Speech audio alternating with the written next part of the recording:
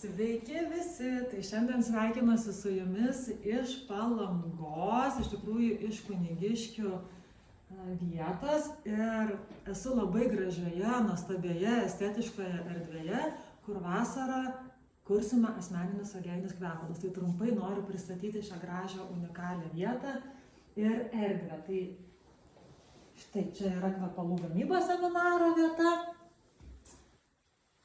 Ir tada aš jūs noriu pakviesti dar prie užkandžių stalo, tai kada būna merginų šventės, asmeninės šventės, mergvakariai arba gimtadienį, tai merginos gali taip pat pasimėgauti ir įvairiais užkandžiais arba taip pat taure putojančio gėrimo.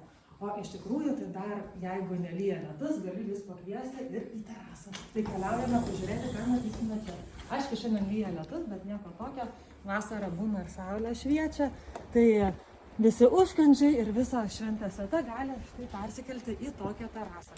Ir išduosiu dar vieną paslaptį, kad prie šios erdvės turėsime ir sūkurinę vonią lauke, kurioje telpa 5 asmenys, taip kad merginos galės mėgautis ne tik kvapų malonumais, bet ir vandens malonumais. Tai keliaujame vidų, nes truputėlį lyja.